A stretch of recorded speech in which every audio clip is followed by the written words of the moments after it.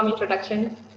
All right. So in addition to Madam Nadiah, we also have Dr. Nurzafirah Mazlan, who does research in multidisciplinary fields, and she does her core field in marine science, microbiology, and biochemistry. She currently works in the Faculty of Health and Life Sciences, MSU.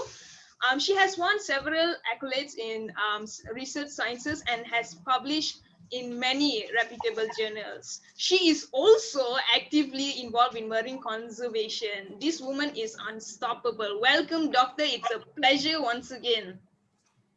Thank you, Nash, for the excellent introduction. Okay, thank you for inviting me here, Bimbing. Okay.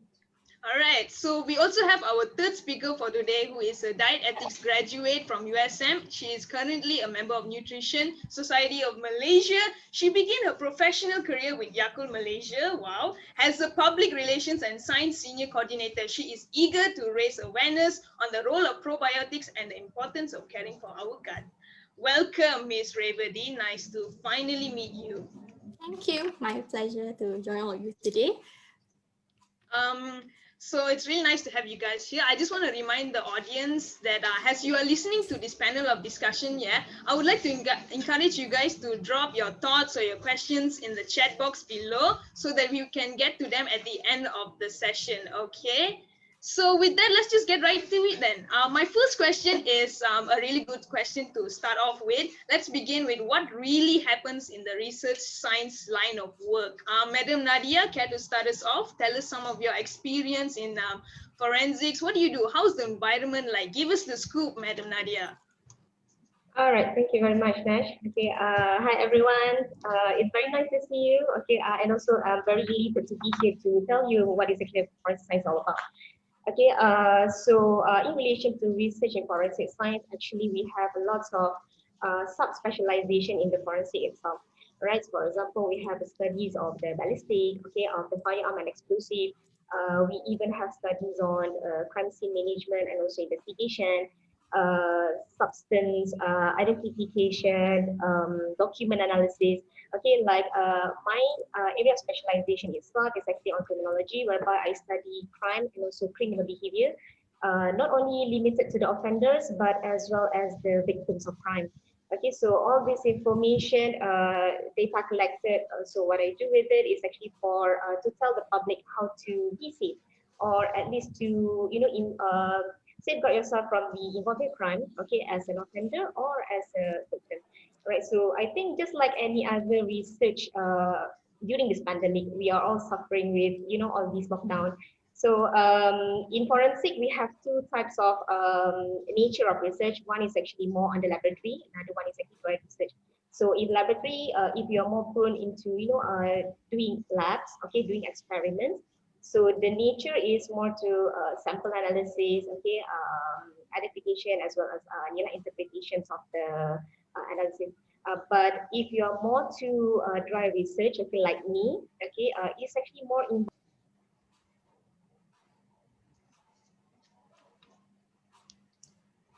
Madam, sorry, I think you're muted. Yeah. Okay, all right. All right. Were I muted? Oh no, you were. No, you were just for a bit only. Don't worry about it. So just like in criminology, it's actually more to dry research. So like my area of specialization, it involves you to go to the prison, interview the prisoners, collect data about their psychological condition, okay, which brings to evaluation and also risk assessment. Okay, so it really involves a lot of interviewing, doing design for rehabilitation, also treatment for this specialized population, and then we actually do a lot with data analysis and also interpretation. But again, like I said, because of the pandemic, so everything we try to change it online. Okay, like those who are in the lab, they have to to go for strict measures, okay, to enter the lab. But like for dry research, we can always do go for the alternative, like collecting data through online questionnaires, all right, using secondary data. Okay, so whatever that we can do lah, okay, to suit the condition. So I think that's actually about the forensic research in the current pandemic at the moment. All right, that is super cool that you do that, Madam Nadiah. Must be a big change now. What about you, Dr. Zafira? How about you? Tell us what really goes on in the bio research scene and how has it been? Okay, what really goes on? What is biological research? Bio research or biological research? The name itself is very broad. Okay, it's a very broad area which can be broken down into many focused research areas. For example, biotechnology, biomedical, biochemistry, microbiology, cancer research, genetics, as well as marine science. Okay, and many more. Okay, not limited to that. So as this is biological research, so it involves living things from microorganisms, the tiny little thing, okay, to animals, to plants and humans, and they are forever evolving. So there is a never infinite, okay, infinite results, findings to that. There's always new findings every day.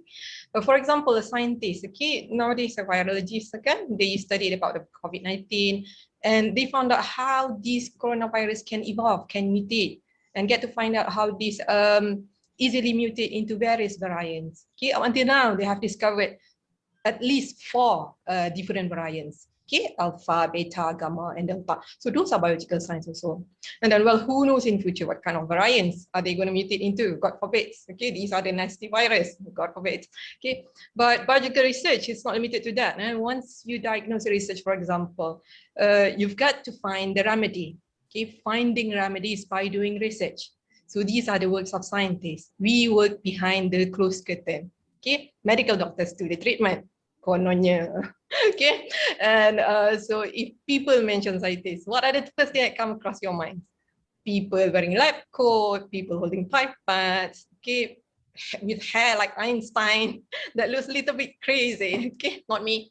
And I spend hours in the lab playing with colorful chemicals and beakers and conicals. Those are half true, half false, okay. Anyway, life in the lab is not as bad as being pictured, okay, by layman people.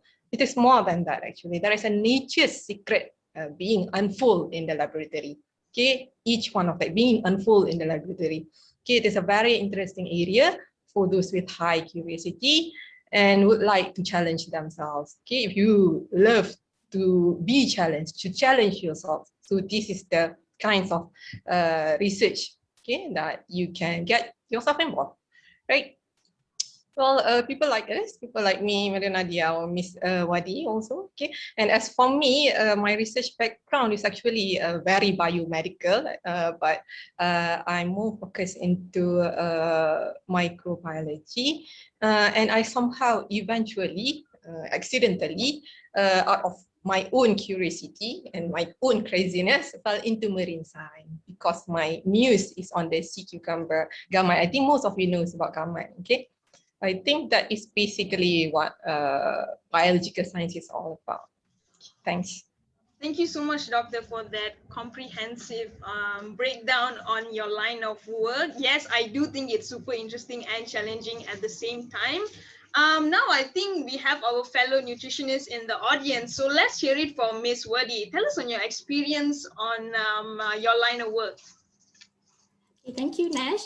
So basically, research science. So research itself is the nature of science, as you know. Whatever that we come up in science is based on research. So every guideline that we have, that we provide to the public, that we provide as data, is based on the findings of research. And of course, it should be with a high level of evidence. So for dietitians, nutritionists, those in food service, food science, we apply evidence-based practice. So when you hear evidence-based practice, we do not simply conclude any of our guidelines from just testimonies, or if just one person saying that it is working, so it works for the other people. No, so all these guidelines, for example, when we are speaking into probiotics, which is in the line that I'm working at Yakult Malaysia. So let's take the responsibility from I have in Yakult. So for instance, Yakult probiotic cultured milk drinks. So we are significant in the usage of Lactobacillus casei Shirota strain. So this is a form of good bacteria, or much scientific name as in probiotics. The usage of L. casei Shirota strain is based on numerous of research for us to conclude the benefits and the safety for the consumers. So the efficacy of Shirota strains, we rely on research, mostly looking into gut health and how the gut links to our immune system and our brain as well. So 70% of our immunity lies in the gut. So when we take good care of our gut, we are indirectly taking good care of our immune system as well. So when we look into the benefits of Shirota strain, we have a number of benefits from it, which includes to reduce the constipation and diarrhea, or to help with balancing the gut microbiota. And this is all based on research. So probiotics aside, we also look into, let's say, in the community side. So it might not all be lab and white coats as in what people always think of research. So research can also be involved with humans. We have research including children, including adults, where we study dietary patterns and how certain diets can affect their health conditions. So for example, the usage of, the consumption of fruit and vegetables among children, among adults. So we want to see how the data is applicable to the community, and we will come up with the guideline to help guide all the dietitians and nutritionists come up with the standardized guideline, as we call it as evidence-based practice. So in research, it is a wide topic here to say for dietetics and nutrition, because it is not just into care. For example, when you speak of nutrition and dietetics, you will think of nutritionists speaking to our clients about how to eat properly, how to follow the food pyramid, follow the healthy Malaysian plate. It is a broad nature where we also include food service, we also include food properties. We are looking into certain types of food and the nutrition that it benefits, and as also the sciencey part of it, or the lab part of it. So that's for me for this side. All right, thank you, Miss Raewadee. Perfectly said. What a wonderful way to kick off the session. I'm sure the participants would love to know on your journey into your line of work. Madam Nadiah, could you tell us what are some of the steps that you took to get to where you are right now? All right, Nash. So I need to share about how I end up as a forensic criminologist, is it? Yes. All right. So I think just like any other students, also I, after I got my SPM results, so I did my foundation, and then for 1 year, and then I pursued my study in Bachelor in Forensic Science. In USM, same goes with Raewadee. USM gang up in the campus. And then within these 4 years of study, because Bachelor in Forensic Science in institution in Malaysia, the program is actually a 4-year studies. So during these 4 years, you will be learning a lot about forensic science stuff. So I was able to learn a lot about forensic biology, forensic chemistry, but the program is more tailored to forensic chemistry based.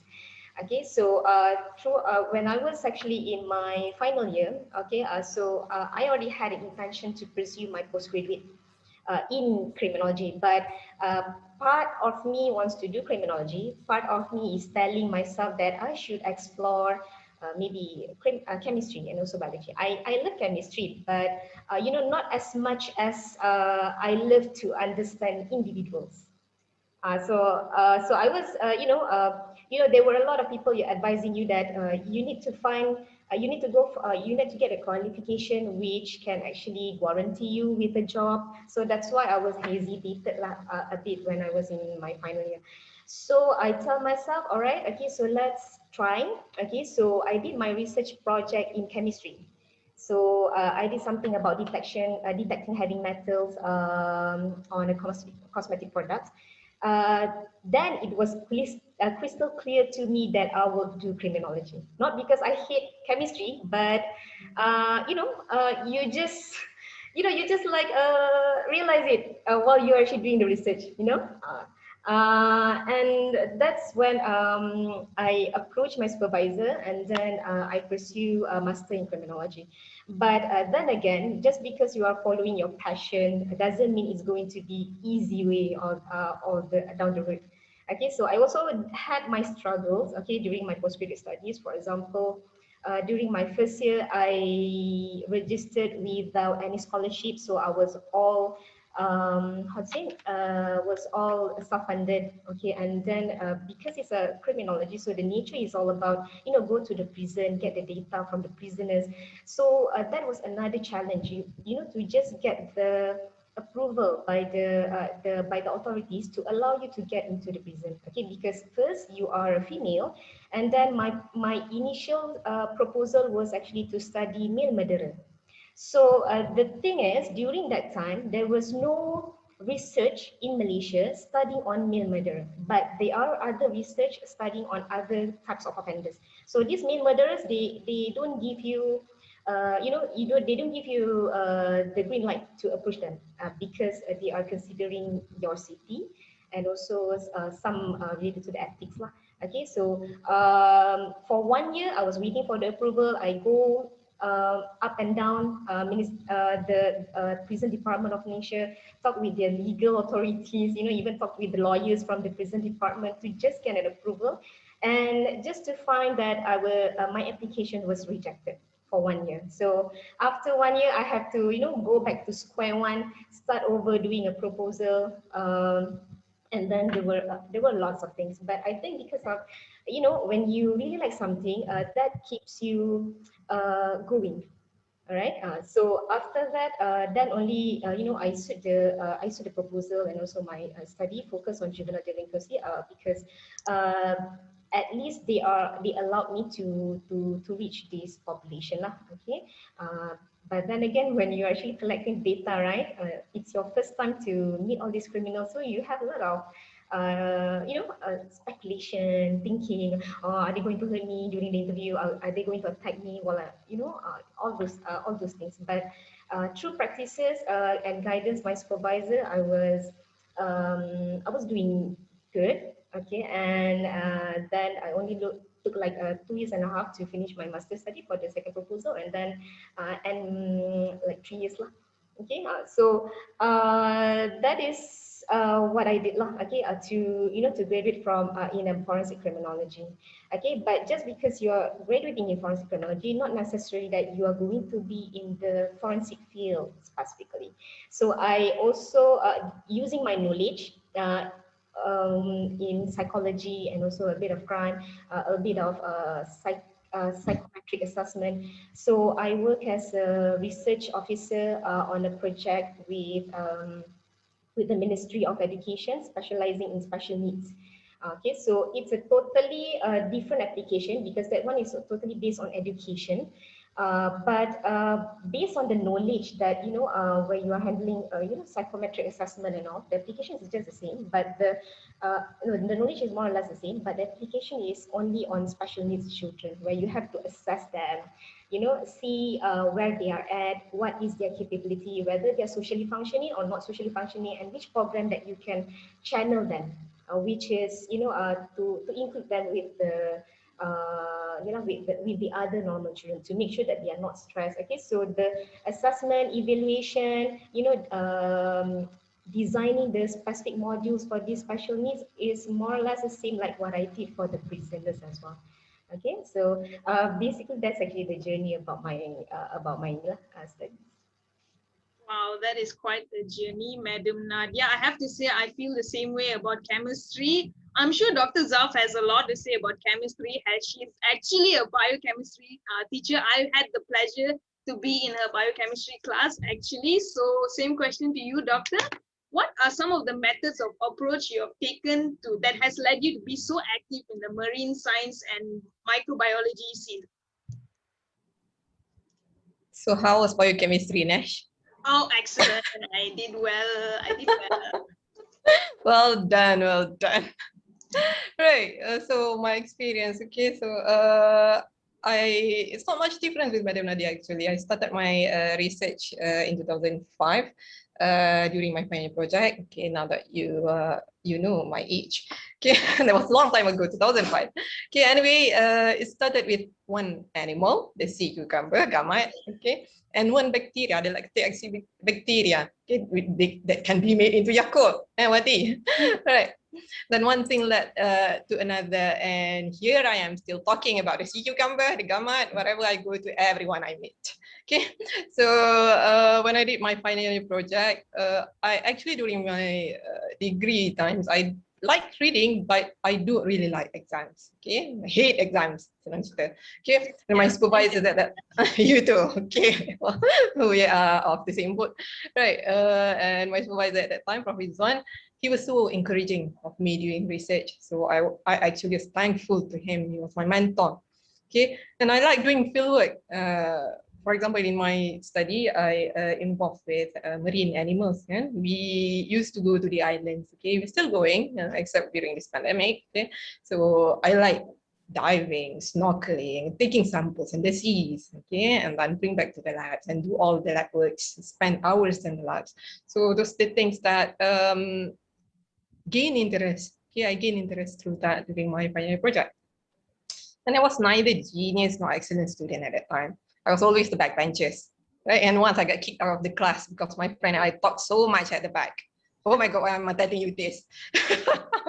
Okay. And then after a degree, okay, I worked for about 1 year before I continue my master's at UPM in biotechnology. And then I worked for a few years after my master's. And then my former supervisor called me and offered me a PhD grant to work with him. And eventually I got scholarship for that. So that's basically in terms of academics, how I started. And as mentioned by Nash in the beginning, my research is multidisciplinary. So how I got into this multidisciplinary research. So the first thing, one thing led to another, again, okay, gamete. First, I wanted to study about what are the effects of these gametes on various diseases. Okay, so we tested on the microbes. Can this gamete inhibit the growth of the microbes? Okay, can they kill the microbes in layman term, right?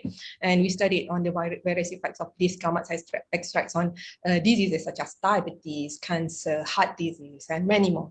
Okay, and I have also produced products from these findings that are available. Okay, these products are available on pharmacies as well and exported overseas. So you see, these are the things that satisfy me as a researcher, where I can give back to the people. Okay, my findings is beneficial to the people. Okay, and the community as well. Those are the findings that my team and I got in the lab. So it's something that we can be proud of. Okay. The curiosity didn't stop there, and then eventually we also wanted to know more about this creature, this gamete creature, as well as the lactic acid bacteria. So I studied on the microbe that may come up. You know, this gamete, okay, this cucumber, they are being eaten raw in Pangko, in Langkawi. So we wanted to study what are the bacteria that may be pathogenic, that may cause foodborne diseases. So that is microbiology. Okay, that is another area of study. Microbiology. But we studied also toxicity effects. So that is toxicity study, right? And after that, I get more curious. Okay, curiosity kills the cat, they say. But eventually, not me, but not me, not for me and my team. Okay, these curiosity that cost us pretty small. Okay. And studied on the environmental and sustainability right now. Okay, right now I'm more focused on the environmental and sustainability aspects of these gamete and these ecosystems as well. Okay, of much pollution at the area that may risk the life of this sea cucumber. Okay, we already know that this sea cucumber has become extinct, Langkawi, and most of the products that is being made into minyak gamat and air gamat are being exported actually from Thailand. Dah tak ada dah dekat Langkawi, dan pangkuk, they are very scarce dah. It's become extinct now. So you see, from only one animal, there are hundreds of research that you can conduct. Okay, that's how leads me to my multidisciplinary study. Okay, but the most important is you conduct a research that can impact, that can benefit the community and the people. Okay, bukan research short sendiri. Okay, and it has it has got to be something that can benefit the people. The most important thing is your passion and your curiosity in doing the research, and channel your curiosity for the right thing. Okay, so in Malaysia, usually researchers or scientists, we need to be tagged together with academics in university. Okay, so being academics give you the path to go into research. Okay, be a researcher, be a scientist. So that's how I ended up being here. That is super impressive, Dr. Zaf. Cultivate curiosity, as Dr. Zaf usually says. Right. So, Miss Raewadee, tell us a little bit on your road to the dietetics field. Okay, so dietetics, basically we all have to start with SPM first lah. Habis SPM, we would usually go through foundation or matriculation, STPM, what else? Diploma to enroll to a degree. So for dietetics and nutrition degree, there are a number of universities in Malaysia, might be public as well as private. So if in public, we have USM, UKM, UPM, UNIZA, UMT in food service also. As for private institutions, there's MSU, UCSI, and IMU. Well, if I don't list down everything, might be my fault lah.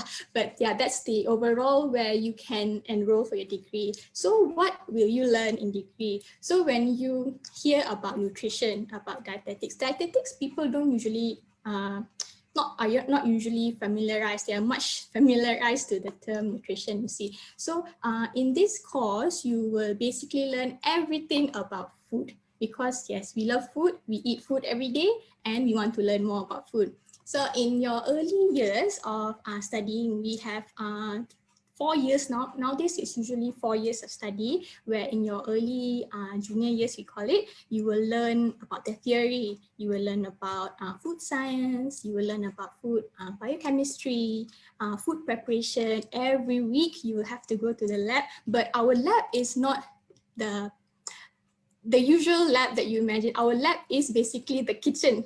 Every week we will be cooking, we will be experimenting on food.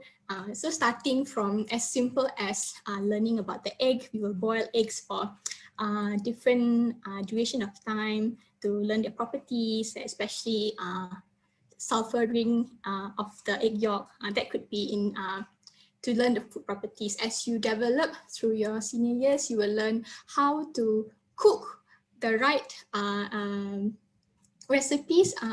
Recipes in a much healthier way. You learn how to modify recipes. You learn how to prepare recipes that are healthy yet still enjoyable for all of us. Yes, people usually say that unhealthy food tastes better than healthy food, but actually they haven't learned how to modify it properly to make it palatable. Okay, so that's the, let's say, junior years of nutrition dietetics. As you venture through your senior years already, you will be exposed to much practical exposures and practical hands-on. So for dietetics, as in my experience, they will be dividing you into more industrial training for food service to experience how to manage a hospital kitchen, to plan diets that are suitable for every type of disease in the hospital. For example, diabetic diet,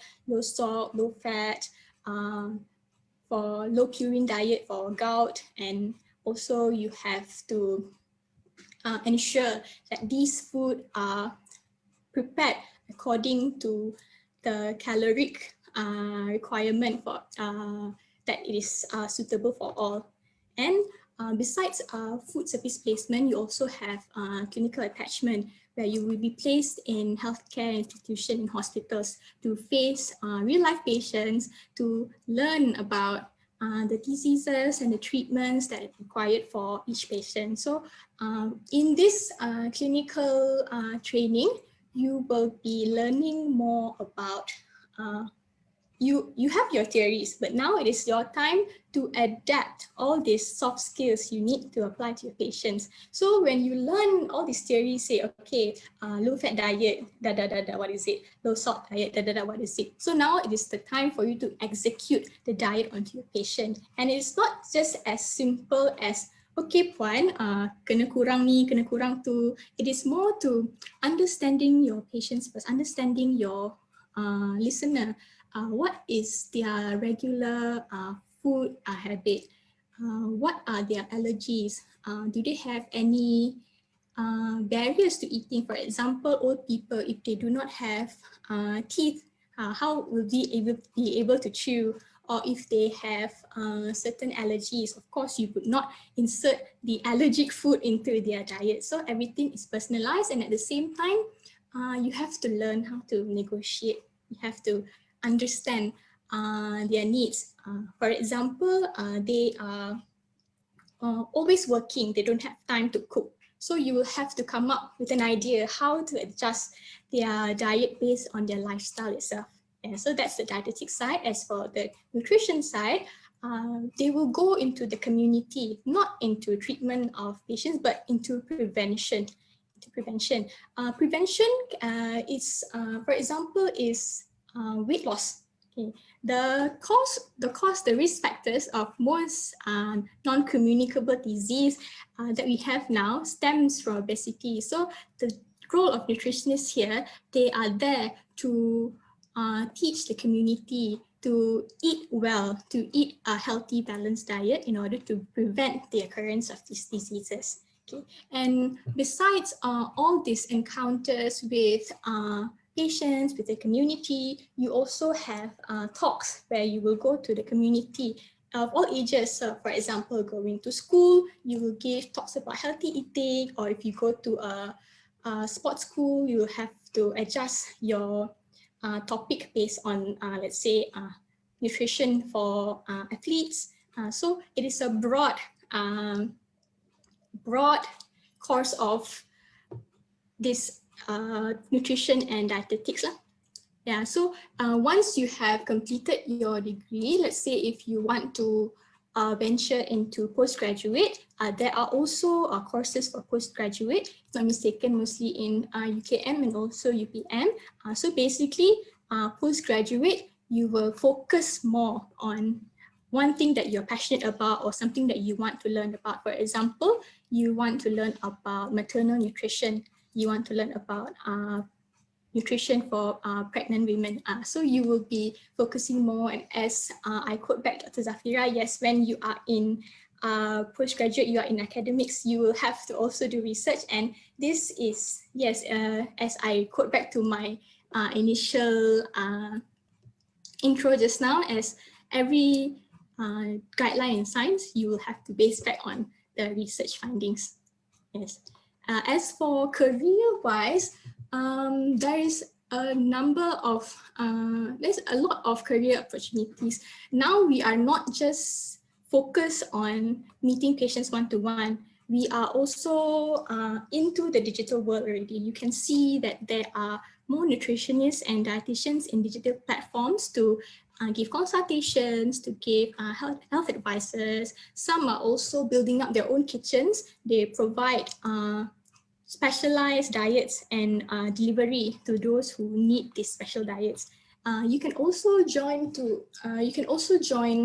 specific industries. Like for example, I would go to gut health and also probiotics. There are other fields as well. So you do not have to limit to what the general perspective of the career-wise after you graduate from nutrition dietetics. Okay, thank you, Miss Raewadee. Sounds like a lot of care and attention goes into your line of work. That sounds like a dream job though. Like, I mean, working in the kitchen and then the lab, like, sign me up for that. Before I move on to the next question, I just want to remind the audience that please drop your thoughts and your questions down in the chat box. We'll get right back to it at the end of the session. Ask us your questions. Let's have a conversation going on. This is a discussion after all. So yeah. So moving on, let's talk about some of the challenges faced in this industry. Just now, Madam Nadiah mentioned that some of the struggles she's gone through is that about her approval was she took like super long and then she had to start over. Besides that, what have you like? What other challenges have you faced, Madam Nadiah? All right, thank you, Nash. I think that is very depending on which area of specialization that you will go for forensic research. Like I said, forensic itself has so many sub-specializations. So if you are more interested to be in the lab or are more interested to more go for analytical skills, so there's a different challenge. If you are more like to go into my field, the challenge is a little bit different. It's actually more towards like more to dealing with people. Like especially you have to strategize. I think depends on which field that you are actually going to. So just like what Dr. Zafira said just now, when you are doing research, it's always about the impact, how it's contribute back to the knowledge itself or how it's actually going to contribute to the people, right? So I think specifically for forensic, if you are interested to go to some analytical field, all right, I think the challenge will be the chemistry itself, the chemistry subjects. So to be, to pursue the research in forensic, you need to be very good in chemistry, because that is, I think in any institution in Malaysia itself, for forensic science program, 70% of the course design is actually for chemistry. So you need to like chemistry, you need to be very good in chemistry so that you can survive the 4 years studies. And if you want to go for postgraduate, then you need to have a very good chemistry background or maybe science background. So just like me, I'm also a product of chemistry program, but during my time, the program is actually more to biological rather than chemistry. So I learned a lot about biology. But like when I went, they said it's like you are changing course because chemistry is totally designed for science subject. So when I choose to do criminology, so it's a struggle because there's only like one subject throughout the 4 years where you learn a bit about psychology and also criminology. It's only like one subject throughout the 4 years. The other subjects that you're taking is totally science.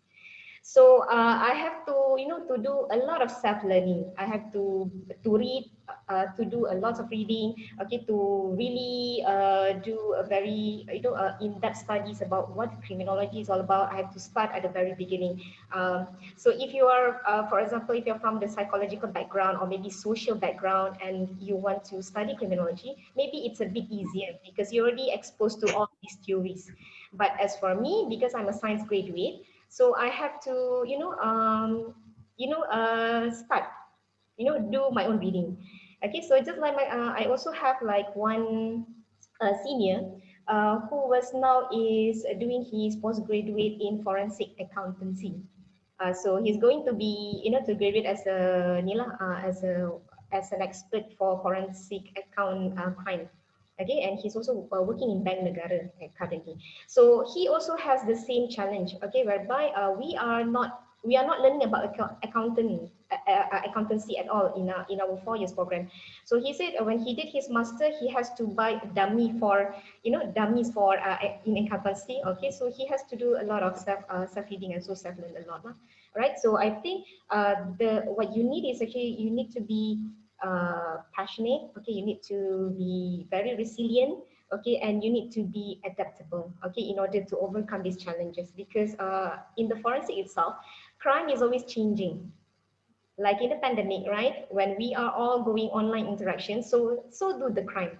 Okay, so the crime is no longer physical. Nowadays, we are encountering a lot of cyber crime.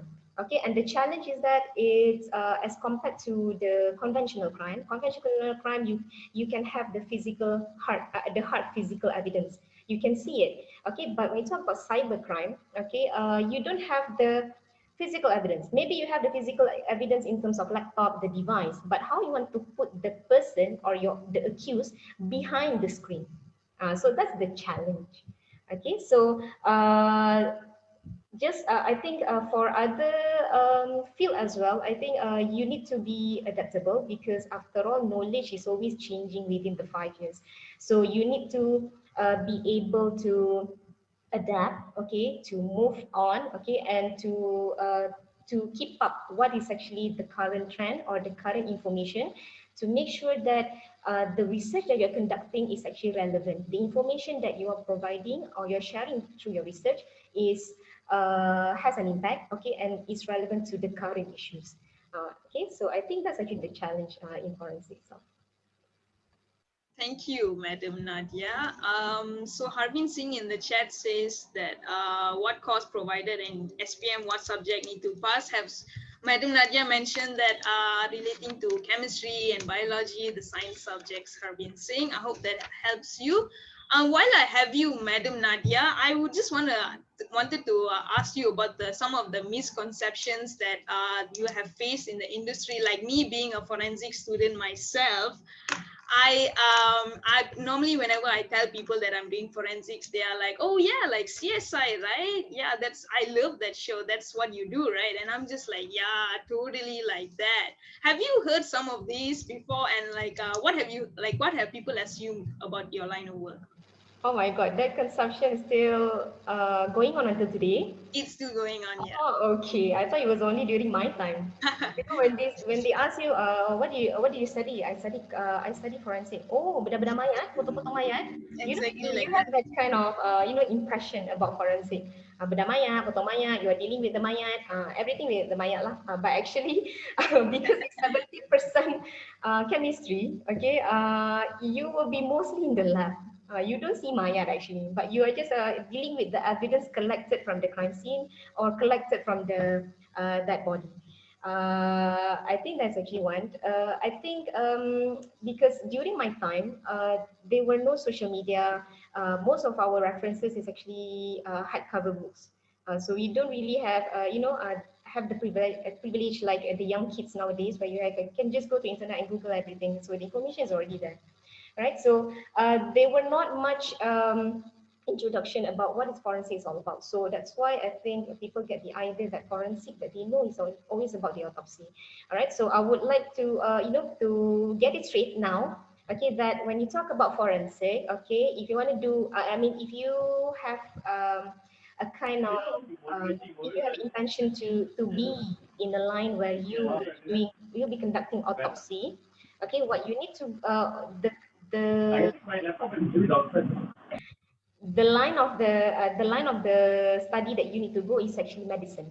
Okay, because in Malaysia, the one who was conducting autopsy is only medical doctors. Specifically, we call them as forensic pathologists, meaning that you have to finish your med school for 5 years, okay, do your HOMO, and then become a specialist in forensic. Okay, then only you will be a forensic pathologist. Okay, where you get to conduct to cut open all the dead bodies. All right. Okay, so the forensic science is the one, if you're working in a hospital, okay, you will be the one who are assisting these forensic pathologists to collect whatever samples that is obtained through the autopsy. For example, the blood, okay, which will be going for toxicology analysis later. Maybe we will take some skin samples, okay, or any cells, okay, for histopath later. Okay, so that's actually the job as a forensic scientist in the hospital. Okay, we don't cut open the dead body. We don't have the license to do that. Okay, because we don't have the license to conduct surgery.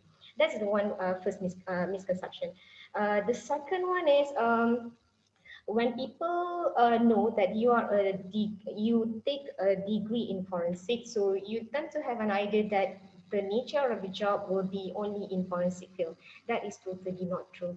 Okay, so I think any types of degree programs in Malaysia, okay, they were designed not to make you, to restrict your career path or your career options only to one specific field. Okay, so like I said, okay, forensic science is a 70% of the subjects is actually on chemistry. So if you feel like, okay, maybe forensic is not for you, or maybe you feel, oh, I takut lah mayat, I takut lah darah, I geli ni, I geli tu, I tak nak. Okay, so like the other options that you can go is actually the chemical industries, whereby you can actually use your chemistry knowledge, okay, on specific industrial application. For example, you can actually join Miss Wadi to be in her R&D department, okay, to conduct analysis on food.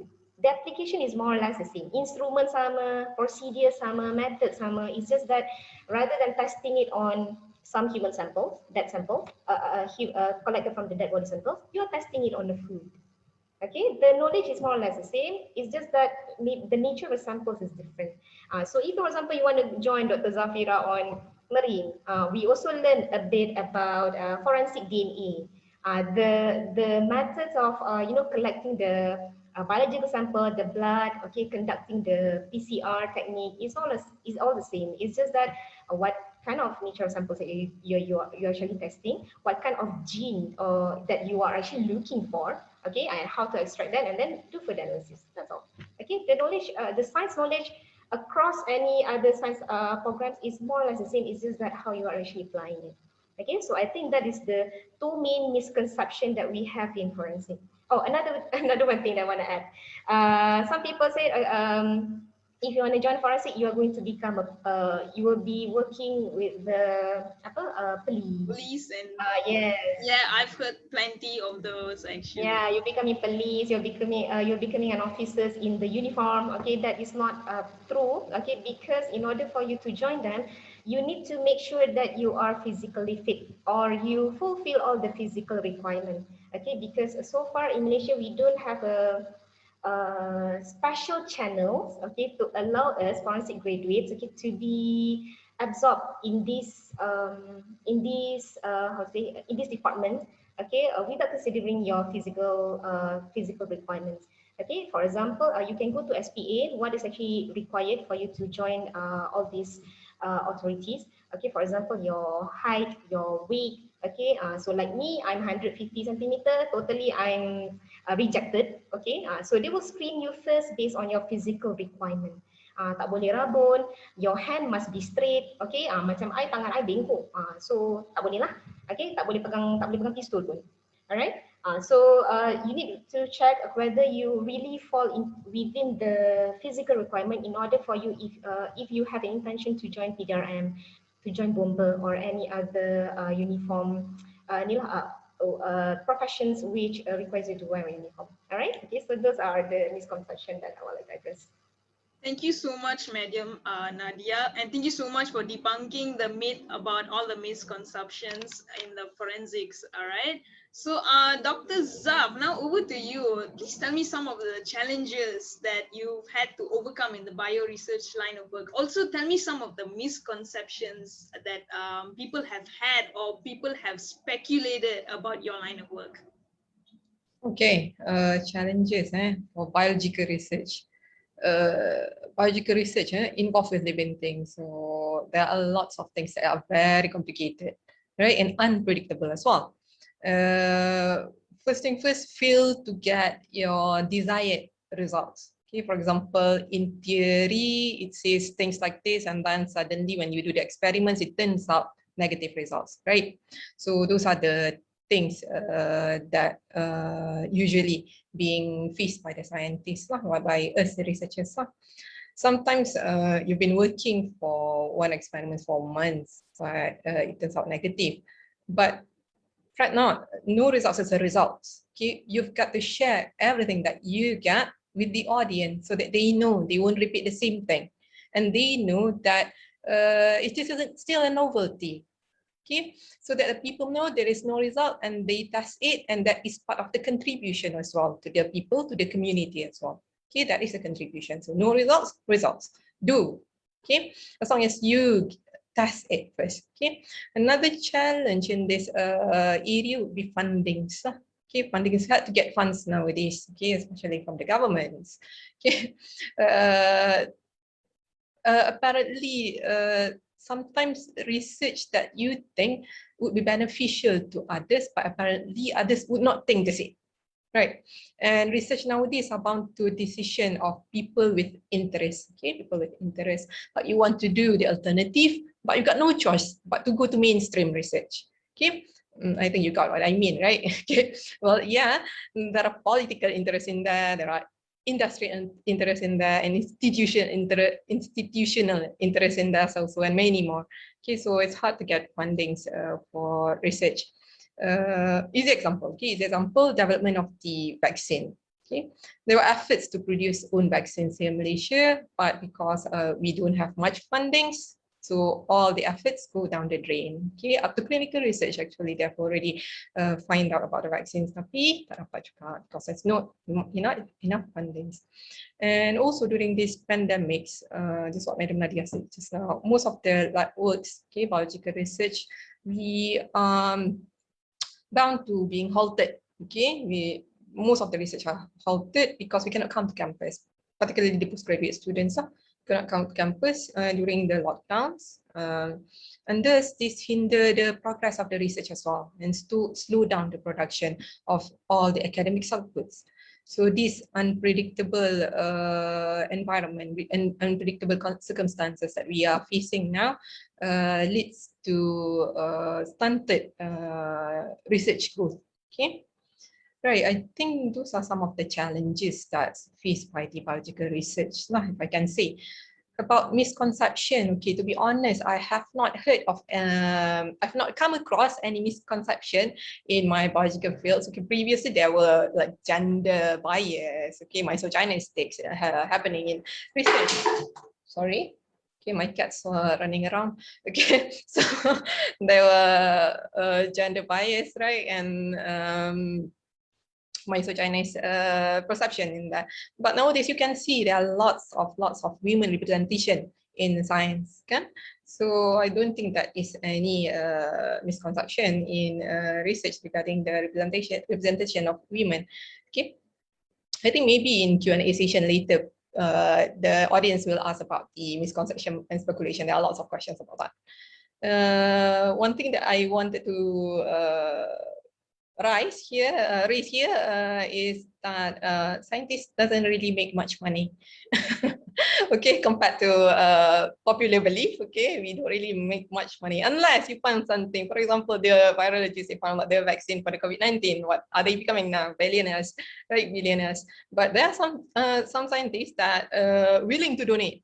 Right, willing to donate their patents, they want patents. For example, the AstraZeneca scientist, right? So she willing to give everything and not getting any cents from the vaccine that she found. Okay, then what else? Maybe job scope. Okay, job scope. There are perceptions saying that there are not much job scope for researchers here in Malaysia. Well, some might true. Okay, some of the accusation, claim. I think claim. Some of the claim might be true. Okay, but don't limit yourself to local markets. Okay, go ahead, challenge yourself, go outside. Okay, there's not much in the government, but there are lots in the private sectors as well. There are lots in overseas as well. So don't limit yourself. Okay, you have more. You are more than that. Okay, go beyond local markets. I think that's all. Thank you so much, Dr. Zal.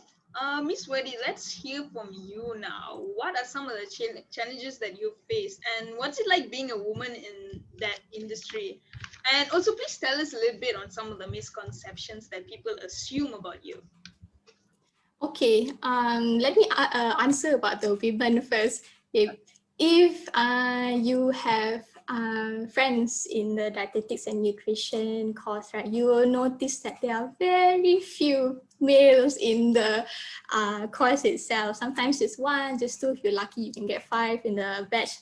But yes, this is a much female-dominated career, but that doesn't mean that you boys cannot join this course. It's just that Nowadays itself, we are already having a lot of male nutritionists and male dietitians, all very successful. So yes, gender is not an issue here lah.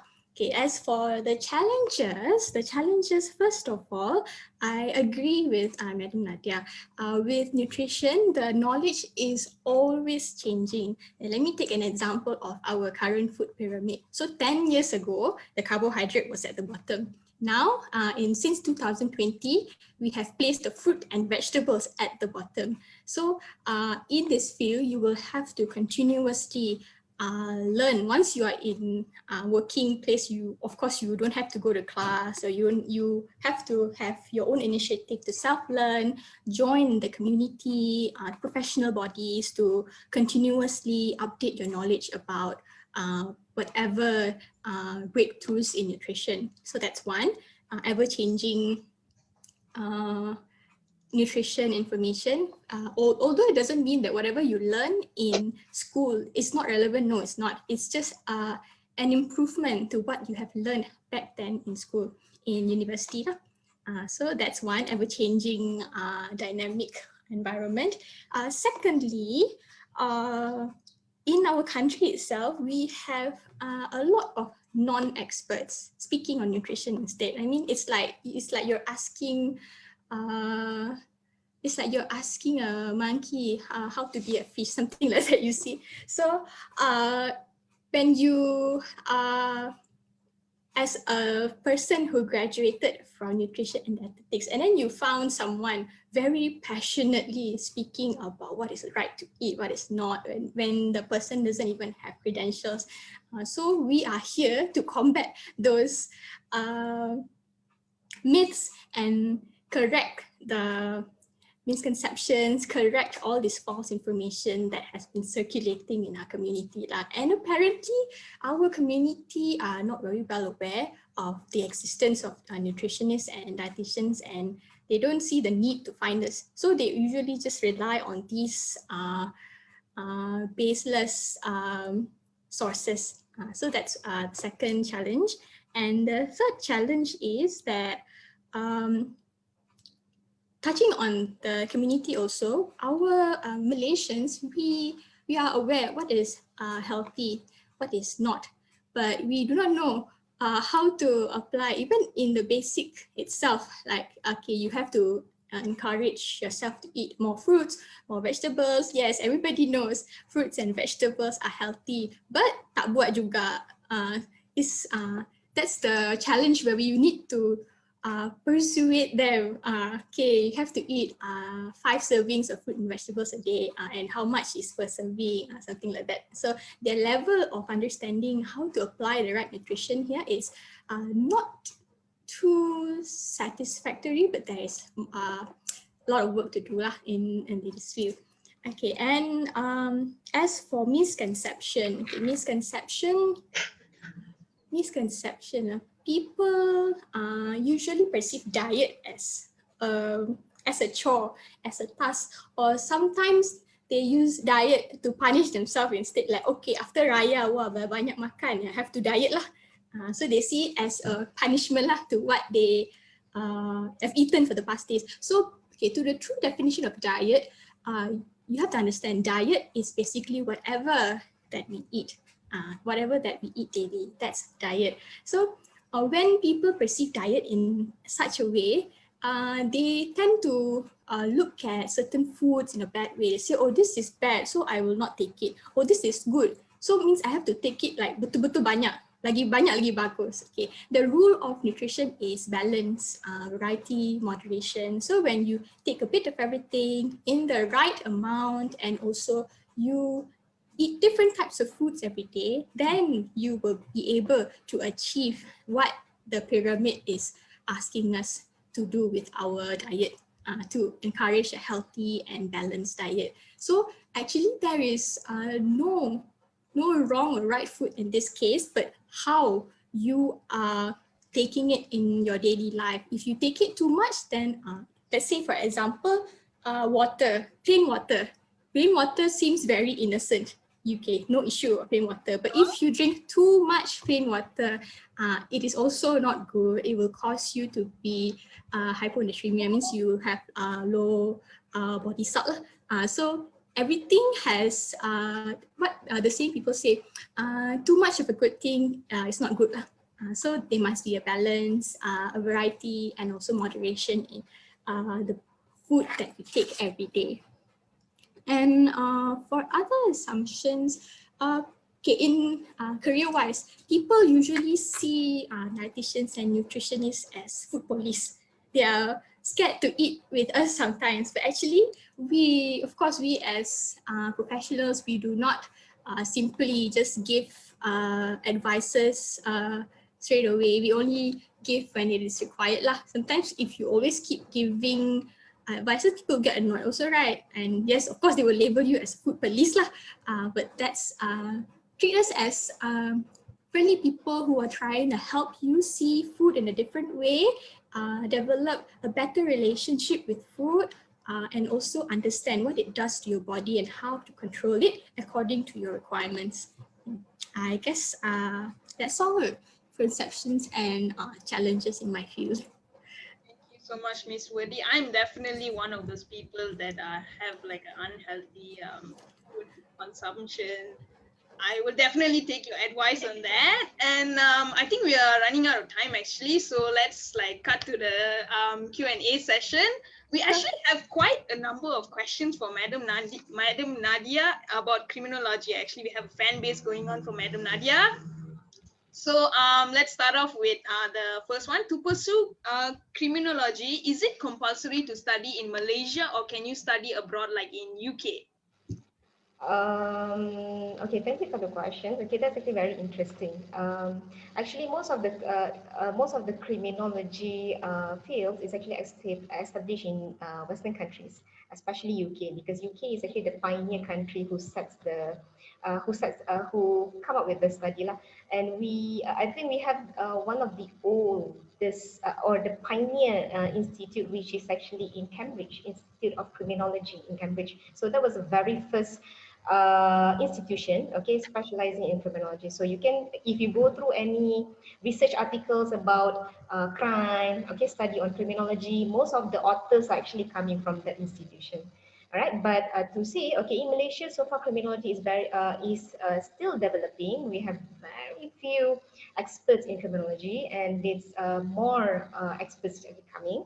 Okay, but to pursue this study, you can actually do it in Malaysia or do it in other countries as well, as long as the program is actually designed for crime studies. Okay, because under criminology also, it has actually many subspecializations. If you're studying on crime behaviors and also criminals, it's depends on what you are looking for. If you are only studying on the psychological aspect, it's a psychological criminology. Okay, so we have a more specific branch under that. So if you're studying on the victim, okay, the victim of a crime, okay, how they are actually in contact with legal justice system, what kind of rights are entitled to them, then we are actually studying on that is specifically a study of victimology, still a specialization under criminology. If you're studying specifically on the prison system, the prison officers, okay, the management of the prison itself, that is a study of penology.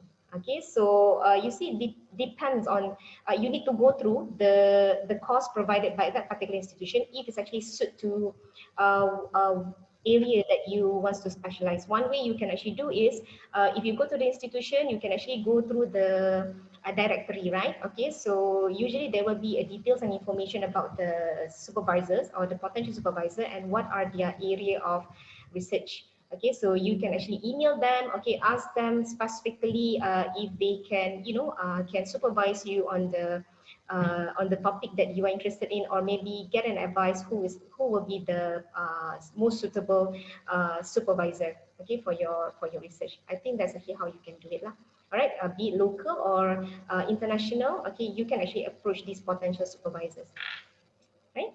But you can actually do both. Nicely said, Madam Nadiah. Nicely said. Thank you so much. Hold on, yeah, we have Kelly CKL said that I'm very interested in taking a Bachelor in Forensic Science degree, but I'm not sure if I should pursue it. I would like to answer that because I'm taking a Bachelor in Forensic Science, not to brag. But like, I think if you're interested, you should definitely pursue it. I'm in love with the subjects. We have firearms and ballistics. We have criminal law. We have criminology. The subjects are bomb. That's just my take lah. Obviously, if anyone want to say anything, go ahead. I do have another question for Madam Nadiah before I move on. What government sectors can you work in as a forensic scientist? Okay, there are a lot actually. So specifically, if you are interested to join the police, okay, you can actually join the PDRM. Okay, they have a crime investigation department, and also they have a specialized lab in Maktab Police in Cheras. Okay, that one is specifically for forensic department. You can also join bomber, okay, because the type of investigation they are actually conducting is actually related to fire investigation. Okay, same investigation, but it's more on the fire scene. Okay, so sometimes maybe you can join the SPRM. Okay, any department that requires investigation, collecting physical evidence. So and any department which is actually wearing the uniform, basically they have at least a small department that actually collecting all these hard evidence, whether it's custom, okay, lembaga hasil dalam negeri, okay, depends on where you are being stationed in. Okay, if you are interested to be in the hospital, okay, to assist the forensic pathologist, okay, the position that you can actually apply is, if I'm not mistaken, it's a science, a pegawai science forensic. Okay, that one specifically posts in the hospital. Okay, so you'll be, like I said lah, you'll be assisting the forensic pathologist in the hospital. Other than that, you can also, oh yeah, Jabatan Kimia Malaysia. So that one is specifically related to handling evidence and analyzing evidence, which is related to substance, okay, DNA, okay, all other type of evidence. Okay, so most of the evidence collected related to crime cases, okay, we specifically, if it's not analyzed by PDRM, usually, mostly they will send it to Jabatan Kimia Malaysia for this further analysis. Okay. Thank you so much, Madam Nadiah. Now to Dr. Zaf, there's a question on marine bio. I heard that it's quite competitive. What should I do to have a higher chance of having a job, or like what areas are more in demand? Okay. Specifically for biological science, so if we're talking about competitive, I think all jobs are competitive. All jobs are competitive, especially in this pandemic era, right? So it's hard for us to say that you can easily get into one job after one interview, after you send one resume. Okay, my friend, even he already has a PhD. He sent up to 200 resume, but still he hasn't get one. Can so this era is too difficult stuff. Okay, I'm sorry to say that, but don't give up. Okay, just keep sending on the resume. Anyway, for biological sciences, there are lots of posts in the government, particularly in research institutions. For example, IMR. Okay, IMR, Institute of Medical Research, UMBI, UKM, and most of institutional research are under universities as well. So those are posts for research assistants, research officers. Okay, and if let's say you are interested in pursuing your postgraduates, that is most encourageable, okay, for you all to pursue your masters, to pursue your PhD, and become academicians, and eventually become researcher, scientists in your particular field. But the first thing first is to develop your interest. Okay, develop interest, develop your curiosity, and channel it to the right thing. Okay, you wanted to make change, you can't help it. As a researcher, you wanted to make change, but if you want to change the world, be the change. Okay, it starts from you. Okay, it starts from you, and develop a passion and be an expert in your interest. Once you be an expert in your interest, people will try to find you. Okay, for example, like Madam Nadiah, she's an expert in criminologist. People keep on calling her. Boleh tak masuk TV? Bagi talk. Okay, those kind of things, right? For example, in me as well. Okay, so you can people contact me. Okay, they ask about things and consultations as well. So be an expert. When you are experts in one of the field in your core area, people will target you. People will identify you and try to approach you. Okay, from there, you can develop your rapport. Okay. I think that's all for the question. Thank you, Dr. Zaf. I hope that answers your question, by the way, the audience. A question for Miss Raewadee. What is the best resource for people who want to dive deeper into this industry, as in like being like a nutritionist or dietitian like you are? Like, what is like the best resource if you want to like go deeper into this?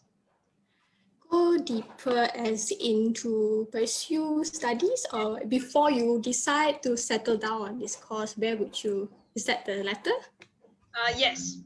Okay, before that, I think you will have to ask yourself first whether you are really interested to spend most of your time explaining about food. If you don't like food, how can you expect yourself to be learning about food, to be teaching people about food, and to do breakthroughs and study and more researches about food? So once you have identified that, then you can ask yourself, where do you see yourself in the food industry? Do you like to be speaking to people? Do you like to be just by yourself, studying a certain type of food component, for example, making a recipe out of, let's say you are making a variation of a burger but a vegetarian form, so you'll be having to study a certain type of food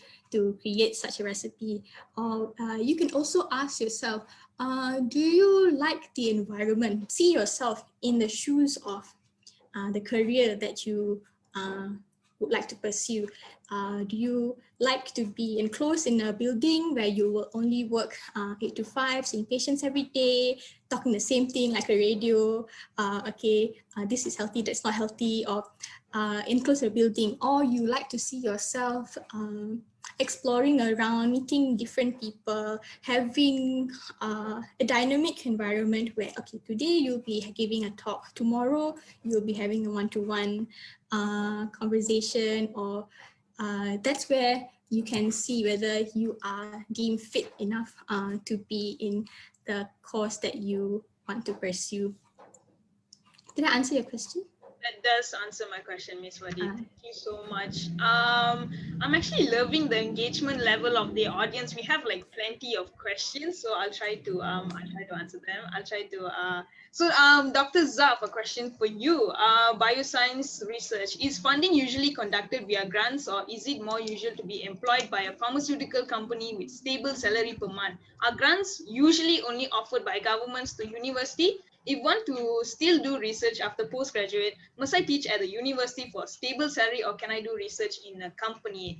I think you mentioned on the funding earlier, and I think he's really interested in knowing more on that. Okay, that's like 1, 2, 3 questions, 4 questions in one sentence. Right. Okay, the first question, funding usually conducted via grants. Is it more usual to be employed by a pharmaceutical company with stable salary per month? Okay, about grants. In Malaysia, I'm saying about Malaysia, locals. Grants usually we get it from governments, and then we have also from industry, and we also have other bodies. Okay, other bodies like societies or NGOs and all as well. So for grants from governments, we have like budget, we have like TRGS. There are lots of grants being given and usually offered to the universities as well as research institutions. Okay, for governments, to universities and research institutions. Okay, that's for question number 2. If you want to still do research after postgrad, must I teach at a university for a stable salary, or can I do research in a company? It doesn't matter. It doesn't matter. So as long as you have grants, as long as you have fundings, okay, if let's say you wanted to be attached to the university, you will eventually become an academic, okay? And if let's say you are attached to the company, that's usually products, okay, products company, pharmaceutical companies or other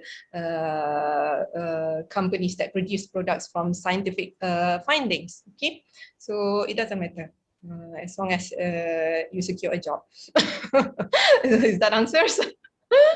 Now, I think it depends on your passion and your interest. If let's say you are into academia, you can join institutions, you can join university. But if you are into business related, you are into products developments, you can join a company. Okay, so, depends. Thank you, Dr. Zaf. Well said. I hope that answers your question, Yongshu. We are actually running out of time. I think we have another. We have time for maybe one more question. A question for Madam Nadiah. What are the top 3 personality traits you need to be a forensic scientist? That's like a very challenging questions. But I think if you look into the nature of the forensic science itself, I would say you need to be resilient and agile. You need to be you need to have a very strong passion, and also perseverance. Okay, because what you saw in the TV about forensic science is not all as beautiful as is actually portrayed in the TV, right? So sometimes you have to, you have to, to be at the crime scene, okay, handle dead bodies, okay, and in terms of the nature of the evidence as well, okay, you will be dealing with a lot of samples, okay. For example, like you have seminal stain, you have blood, right? So you need to be very sure, okay, if you want to be in forensic science. So dia tak ada istilah you geli-geli ke, takut darah ke. Okay, so if you are, if you are afraid of blood, if you are not ready to do, to pick up something dirty or to handle something which is actually, you don't even dare to set your foot in the soil, okay, then I think forensic science is actually not for you. Okay, inilah honest talk. Okay, so because if, for example, if you did go to the crime scene, right? Okay, so in terms of the dead body itself, so not all dead bodies is as what we expect to see. All actually come in full parts. Sometimes actually severely mutilated, it's burned. Sometimes it's what you have is only skeletal remains. If you're lucky enough, you have a full set of skeletal remains. Sometimes what you have is only a skull. Okay, so it's going to be challenging. All right, so that's why you need to be very agile. Okay, you need to have you need to be very passionate, okay, and also have to be very perseverant, okay, so that you will be able to pick up yourself, okay, wherever you are encountering any setbacks. Okay, same goes like criminology itself. Okay, it's all new to me. You have to go to prison to meet the prisoners face to face.